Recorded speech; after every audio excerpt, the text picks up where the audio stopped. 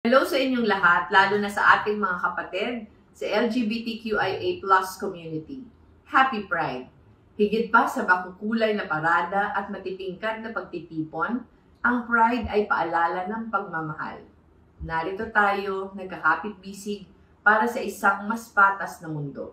Pagkakataon nito para ipakita ang kolektibo nating paninindigan sa laban na nakasentro sa mga karapatan na dapat nagbubuklod sa atin bilang isang lipunan.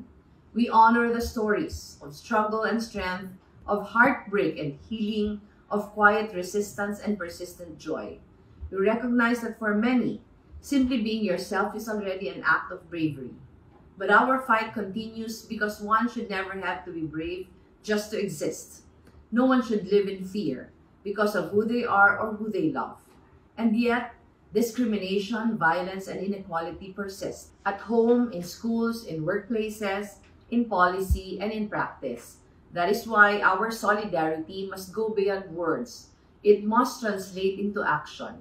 Ang pagtitipon natin ay panawagan. Marami pa tayong kailangang gawin para bigyang dangal ang dignidad ng ating mga kapwa Pilipino mula sa LGBTQIA+ community.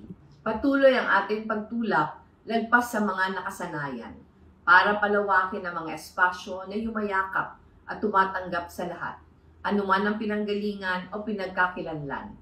Patuloy pa rin tayo sa panawagan para sa pagpasa ng Socio-Equality Bill para maisabatas ang guaranteed protection laban sa diskriminasyon, hindi lang para sa mga LGBT individuals kundi para sa lahat. Sa gitna ng naiuulat na pagtaas ng kaso ng HIV cases sa bansa, nakikiisa tayo sa panawagan na paigtingin ang ating pagkilos upang matugunan ang public health concern na ito. Magkapit-bisig tayo para maiangat ang ating mga kapatid na LGBT para maabot nila ang mga oportunidad sa edukasyon, sa trabaho, at sa mas malawak na lipunan. At araw-araw, magsilbi sana tayong halimbawa ng pagmamahal para sa kapwa at pagpapakatao na walang tinitingnan na kasarian o estado sa buhay. Para sa ating mga mahal sa LGBTQIA+ community. This month and every month, know that I stand with you as we fight for more equal, just, and loving world. Maraming salamat sa bawat isa sa inyo na nakikiisa at dumadagdag sa lumalakas na panawagan para sa pagkakapantay-pantay. Again, Happy Pride, mabuhay kayo!